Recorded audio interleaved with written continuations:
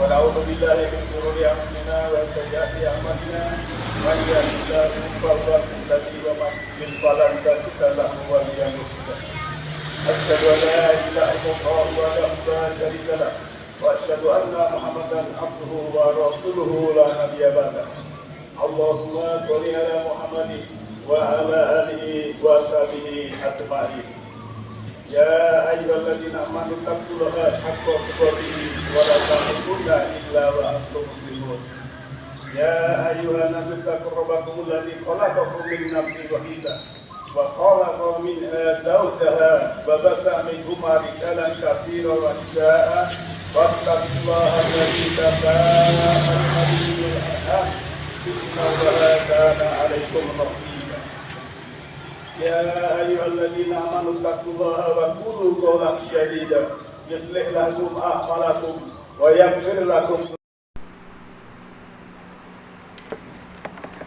Bismillahirrahmanirrahim. Assalamualaikum warahmatullahi wabarakatuh.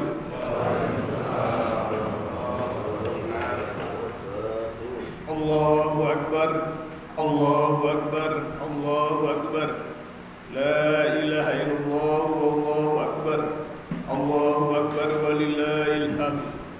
Allahu akbar kabira walhamdulillahi katsira wa subhanallahi ikrama wa asila. La ilaha illallah wa la na'budu illa iyyahu mukhlishina lahu din walau karihal kafirun. La ilaha illallah wahda sadaqa wa'da wa nasara 'abda wa 'azza junda wa hazamal ahzaba wahda. La ilaha illallah wallahu akbar. Allahu akbar walillahil hamd. Innal hamdalillahi nahmaduhu wa nasta'inuhu wa nastaghfiruh wa na'udzu billahi min shururi anfusina wa sayyiati a'malina may yahdihillahu fahuwal muhtadi wa may yudlil falan tajida lahu waliyyan mursyida. Asyhadu an la ilaha illallah wahdahu la syarika lah wa asyhadu anna Muhammadan abduhu wa rasuluhu la nabiyya ba'dah. Allahumma sholli ala Muhammadin wa ala alihi wa sahbihi ajma'in. Ya ayyuhalladzina amanu taqullaha haqqa tuqatih wa la tamutunna illa wa antum muslimun. Ya ayyuhan nasu taqu rabbakumul ladzi khalaqakum min nafsin wahidah wa khalaqa minha zawjaha wa basa minhuma rijalan katsiran wa nisaa'a wattaqullaha alladzi tasaaluna bihi wal arham innallaha kana 'alaikum raqiba. Ya ayyuhalladzina amanu taqullaha wa qulu qawlan sadida yuslih lakum a'malakum wa yaghfir lakum dhunubakum wa may yuti'illah wa rasulahu faqad faza fawzan 'azima. Alhamdulillah, segala puji dan syukur hanyalah milik Allah Ta'ala. Tiada Tuhan selain Dia dan tidak ada yang kita sembah kecuali Dia. Hanya Allah lah Tuhan yang esa, ketulusan dan janji kemenangan kepada hamba-hambanya yang setia serta yang memuliakan orang-orang yang berjuang di jalannya. Sungguh hal itu menunjukkan betapa Allah Maha Kuasa, Maha Besar, Maha Mulia dari segala-galanya. Allahu Akbar, Allahu Akbar, Allahu Akbar.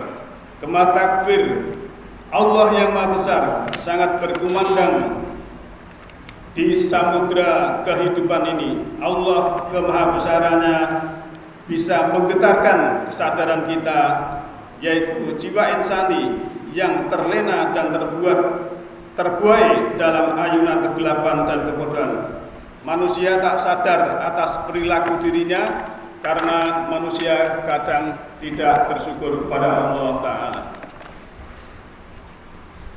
Jamaah sholat Idul Adha yang berbahagia, pada pagi hari ini marilah kita bersyukur kepada Allah Ta'ala bahwa kita masih bisa melaksanakan sholat Idul Adha, bisa menghirup udara yang segar. Semua itu karena kasih sayang Allah kepada kita semua. Pada saat ini yang kemarin di padang Arafah, di padang pengetahuan, di padang kenalan telah terjadi peristiwa ibadah haji di antaranya adalah wukuf di Arafah, dan itu adalah sesuatu yang sangat luar biasa karena disitulah padang perenungan. Oleh karena itu di hari Idul Kurban ini oleh Allah Ta'ala kita dianjurkan untuk berkorban. Korban adalah dari kata-kata qoroba yuqoribu korbanan, yang berarti adalah dekat dan mendekatkan. Kenapa kita suruh mendekatkan pada Allah, padahal sesungguhnya Allah itu sudah dekat. Allah itu aqrabu min hablil warid, bahwa Allah lebih dekat daripada urat nadi leher kita. Namun kadang kita semua ini masih menjauhkan diri dari Allah Ta'ala. Jamaah Idul Adha yang berbahagia, lantunan merdu senandung tahmid, segala puji hanya milik Allah. Tampilkan keterpujian ilahi dalam keajaiban mahakarya Sang Pencipta jagat raya pada hamparan semesta. Dalam jalinan nilai keesaan, himpunkan satu kesatuan anggun berkeseimbangan. Tumbuh berkembang dalam kedamaian, isyaratkan hidup tanpa pembangkangan, melainkan utuh dalam kemurnian ketaatan. Ma'asyiral muslimin muslimat rahimakumullah. 10 Dzulhijjah adalah hari yang sangat bersejarah. Getar menggema alunan takbir, tahlil dan tahmid berkumandang syahdu di seluruh ruas lorong alam semesta. Jiwa-jiwa yang sakit tertimpa puing-puing runtuhan iman pun turut merangkak bersatu dalam barisan derap langkah berketauhidan iman, berbondong-bondong menuju tempat sholat yang dimuliakan. Untuk bersolat Idul Adha, bergabung bersama segenap umat dalam ragam kualitas.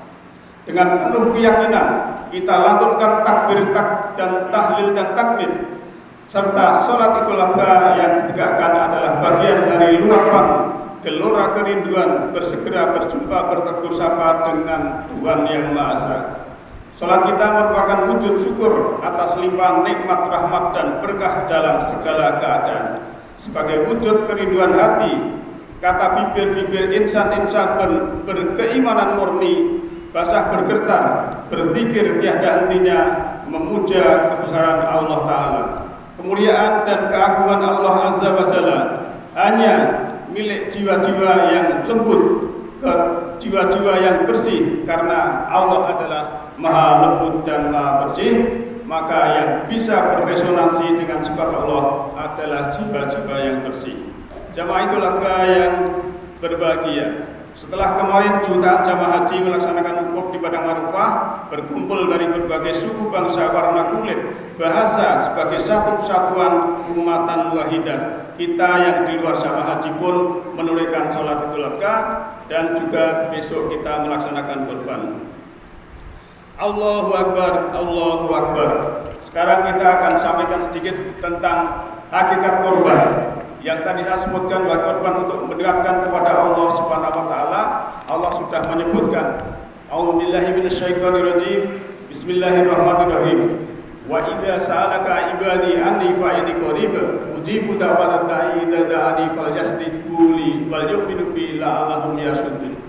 Apabila hamba-hambaku bertanya tentang aku, maka sesungguhnya aku ini adalah dekat. Oleh karena itu aku mengijabahi apa yang diminta oleh hambaku, tapi dia harus mengabulkan, mengijabahi apa yang diimani itu. Semoga mereka juga mendapatkan kesadaran atau petunjuk.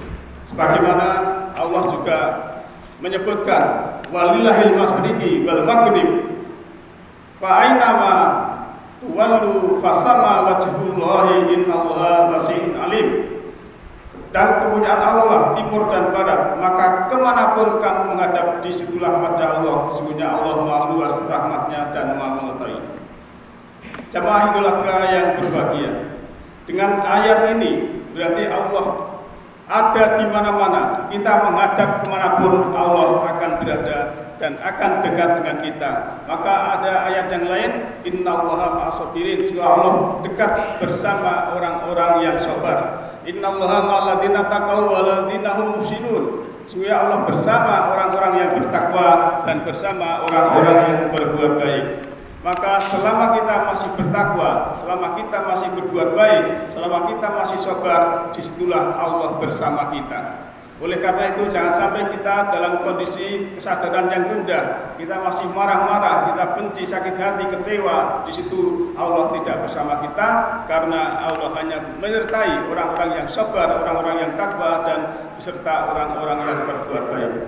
Allahu Akbar, Allahu Akbar, Allahu Akbar. Oleh karena itu, yang Allah sudah dekat pada kita dalam korban yang berarti mendekatkan, maka kita setiap saat, setiap waktu, setiap saat adalah kita selalu dekat kepada Allah Ta'ala. Selanjutnya dalam hal ini baik sekali kita akan mengurai tentang haji, bahwa haji adalah kesempatan yang sangat luar biasa bagi yang sudah mampu. Maka di situ ada ibadah jasmani dan ada ibadah rohani, ada ritual dan ada spiritual. Ritual adalah ibadah jasmani, kemudian spiritual adalah upacara jiwa. Maka kalau kita melihat orang yang ibadah haji memakai ihram bagi laki-laki dan disunahkan, diwajibkan juga pakai pakaian yang putih tidak berjahit. Di sini mengandung pelajaran bahwa laki-laki adalah lambang rohani, perempuan, wanita adalah lambang jasmani. Oleh karena itu laki-laki yang sebagai rohani harus memakai pakaian yang bersih, putih, tidak berjahit. Artinya tidak melekatkan diri selain kepada Allah. Itulah pakaian yang tidak berjahit. Kemudian Allah juga memberikan fasilitas yang sangat luar biasa untuk melaksanakan tawaf 7 kali. Tawaf itu mengelilingi Ka'bah. Ka'bah itu berbentuk kubus atau kotak. Tetapi dalam kita tawaf tidak boleh kita melakukan dengan kotak. Tapi kita harus berputar, kita harus melingkar sempurna, dan disitulah terjadi apa yang dinamakan resonansi, kebaikan dari tempat, dan itu semuanya mengandung hal-hal yang positif. Dan di situ kita dimulai dari Hajar Aswad. Itu melambangkan bahwa kita dulu sebelum lahir di kandungan ibu sebagai start. Maka dalam lingkaran titik awal dan titik akhir dalam tawaf itu tidak ada dan tidak kelihatan mana awal dan mana akhir. Maksudnya itu adalah waktu kita di ketuban ibu dan kita nanti kembali kepada Allah Ta'ala, kita seperti dalam lingkaran itu, yaitu titik awal dan titik akhir tidak kelihatan. Maksudnya waktu kita di ketuban ibu, telinga kita belum bisa mendengar, mata kita belum bisa melihat, mulut kita belum bisa bicara, hidung kita belum bisa bernapas. Semua tidak tahu, tapi Allah yang kita kenal. Alastu birabbikum qalu bala sahibna.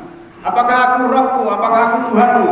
Setelah kita ditanya oleh Allah di dalam ketuban ibu, kita menjawab, ya Tuhanku. Itu menyaksikan.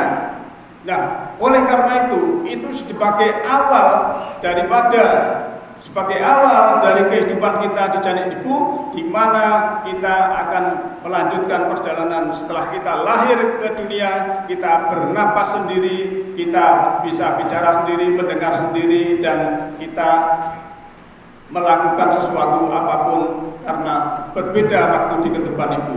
Dan itu sangat bersih. Oleh karena itu setelah kita kembali pulang kepada Allah sebagaimana Hajar Aswad, melewati, setelah kita berputar melewati Mu'tazam, Hijr Ismail, kemudian Makom Ibrahim, di situ semua ada yang namanya pelajaran-pelajaran yang sangat luar biasa. Dan sewaktu kita melingkar, kita akan mendapatkan diri kita ini kembali pada Allah. Harusnya seperti waktu kita bersih di dalam ketuban ibu tadi, kita menyaksikan Allah. Tapi karena perkembangan manusia yang waktunya berbeda-beda, tempatnya berbeda-beda, lingkungannya berbeda-beda, ada yang lupa kepada Allah. Waktu kembali kepada Allah belum bisa menjadi jiwa-jiwa yang bersih sebagaimana di dalam ketuban ibu tadi. Itulah makna daripada tawaf. Kemudian sa'i adalah perjalanan dari Safa ke Marwah. Di situ juga disunahkan bagi yang laki-laki untuk lari-lari kecil. Karena apa? Karena laki-laki adalah lambang rohani, sedangkan wanita adalah lambang jasmani. Di situ kita yang laki-laki disunahkan untuk lari-lari kecil. Maksudnya apa? Bahwa kita yang berhubungan dengan rohani, kita harus akselerasi, kita harus pacu supaya jiwa kita ini menjadi jiwa yang bercahaya, jiwa yang bersih, jiwa yang menjadikan tinggi kesadaran kita. Jangan sampai menjadi jiwa yang redup, jangan sampai menjadi jiwa yang kotor, jangan sampai menjadi jiwa yang tergoda, sehingga waktu kembali kepada Allah dalam keadaan yang tidak dirahmati, tidak diridhoi. Sidang jamaah sholat Idul Adha yang berbahagia. Oleh karena itu, dalam hal ini kita yang tidak beribadah haji disunahkan untuk merenung kembali apa yang dilakukan di sana. Oleh karena itu, bahwa kita semua adalah hamba Allah yang terkasih, karena orang-orang yang beriman adalah orang yang dikasih oleh Allah Subhanahu wa taala. Maka dari itu, dalam kesempatan yang terbaik ini, marilah kita meniti ke dalam diri, meniti ke dalam mendekatkan diri kepada Allah Ta'ala. Siapa yang tidak kenal dirinya, dia tidak kenal Tuhannya. Banyak orang yang mencari Tuhan kemana-mana, padahal di dalam dirinya sebenarnya ada Tuhan, karena Allah lebih dekat daripada dari urat nadi leher kita semua. Dengan kesadaran itu, kita akan takut berbuat yang tidak baik, kita akan takut berbuat yang fahsyah dan mungkar. Dan karena apa? Karena Allah selalu memberikan bimbingan kepada hamba-hambanya yang selalu mendekatkan diri kepadanya. Maka makna dari korban adalah selalu dekat dengan Allah Ta'ala. Dan makna hakikat daripada haji, hakikat dari haji adalah kita melaksanakan sesuatunya itu semua ada yang berhubungan dengan kita. Dan kita berkorban ini adalah untuk semesta. Kita manusia bagian dari semesta. Kita bagian dari semesta ini, yang Allah menciptakan kita adalah untuk kepentingan Allah sendiri dan juga untuk kepentingan kita. Maka yang kita lakukan harus hal-hal yang terpenting, hal-hal yang penting bagi Allah Ta'ala dan hal-hal yang penting bagi kita semua. Dan semuanya itu dalam kita melaksanakan kehidupan ini, kita oleh Allah diberikan ujian-ujian, sebagaimana Nabi Ibrahim mendapat ujian untuk melaksanakan penyembelihan kepada anaknya, namun telah ujian itu dilaksanakan dengan baik. Ibrahim mendapatkan ganti untuk yaitu penyembelihan yang besar. Karena hidup ini adalah ujian. Ujian identik dengan soal harus dikerjakan. Untuk mengerjakan kita harus tahu materinya. Sebagaimana di dalam surah Al-Mulk ayat 2, bahwa yang dicari dari ujian itu adalah ayyukum ahsanu amala. Manakah dari kamu sekalian itu yang lebih baik amalnya? Dan ujian kehidupan beda dengan ujian di akademik. Ujian kehidupan adalah kita selama hidup akan diuji oleh Allah Subhanahu wa taala. Dan kurikulumnya kita masing-masing berbeda-beda, cara melaksanakan, cara menggarap, cara menyelesaikan ujian juga berbeda-beda. Namun Allah sudah memberikan open book yang berupa Al-Quran 30 juz, 114 surat, 6236 ayat, yang semua itu adalah untuk menyelesaikan ujian-ujian kita di dalam kehidupan ini. Oleh karena itu, waktu yang baik untuk kita semua merenung di Idul Adha ini, kita bisa membaca kisah Nabi Ibrahim di dalam Al-Quran yang sangat luar biasa itu. Semua itu karena apa? Karena nabi-nabi yang lalu adalah sebagai ahsanul qasas, sebagaimana dalam surat Yusuf ayat 3. Dan disitulah akan terjadi kisah-kisah yang kita akan mendapatkan sesuatu yang luar biasa. Bahkan ada kisah yang mengharukan seperti istri Imran yang hanya beriman kepada Allah tapi dia menyembunyikan keimanannya. Juga Ashabul Kahfi yang harus menyembunyikan keimanan karena dia menghadapi raja yang zalim. Dan semua itu ada pelajaran, termasuk kita mendapat pelajaran dari Nabi Ibrahim beserta anaknya, yang keduanya adalah merupakan pasangan anak dan orang tua yang sangat ideal. Dan ada peristiwa yang lain juga, anak yang tidak berbakti pada orang tua sebagaimana anak Nabi Nuh. waktu Nabi Nuh mengajak anaknya untuk beriman kepada Allah, naik ke kapal, anaknya tidak mau. Karena apa? Merasa dia itu bisa mampu untuk menyelamatkan diri. Tetapi apa yang terjadi pada waktu itu? Gelombangnya seperti gunung, artinya gelombang itu sangat luar biasa. Dan waktu itu ternyata komunikasi antara Nabi Nuh dengan anaknya itu adalah komunikasi dengan alat yang sangat canggih sekali. Oleh karena itu, beberapa hal yang telah kami uraikan tadi, marilah kita menjadikan diri kita ini untuk bisa menyampaikan hal-hal yang terbaik kepada diri kita masing-masing, dan kita harus meniti ke dalam diri, meniti ke dalam mengenal diri kita, untuk mengenal Rabb kita, mengenal Allah kita. Karena dengan mengenali diri sendiri, mengenali jati diri sendiri, dan kita mau berkorban untuk alam semesta ini, alam semesta akan memberikan apa yang kita berikan. Semesta ini sangat adil. Apa yang kita berikan ke semesta, disitulah kita akan kembali kepada diri kita masing-masing. Sebagaimana dalam surat Al-Isra ayat 7, apa yang kita berbuat kebaikan kembali kepada diri kita. Dan di dalam surat Ar-Rahman, bahwa kebaikan balasannya tidak lain hanyalah kebaikan. Dan semua kita akan menghadap Allah nanti sendiri-sendiri. Walaupun kalau kita melihat di wukuf di Arafah itu adalah kolosal, berjuta-juta manusia seperti itu, tapi nanti untuk menghadap Allah Ta'ala kita menghadapnya dengan sendiri-sendiri, dengan tanggung jawab yang sendiri-sendiri.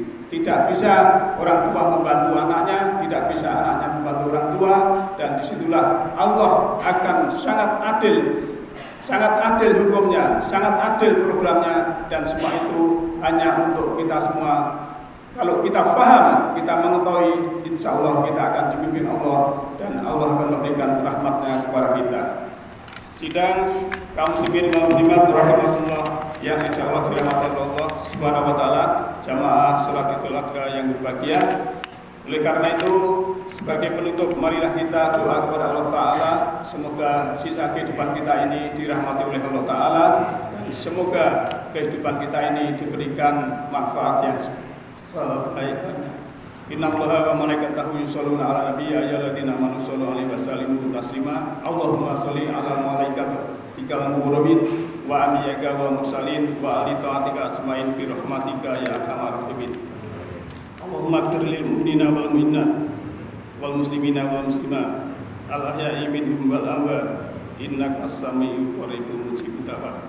Rabbana hab lana min azwajina wa dzurriyyatina qurrata a'yun waj'alna lil muttaqina imama. Rabbana ighfir lana dzunubana wa kaffir 'anna sayyi'atina wa tawaffana ma'al abrar.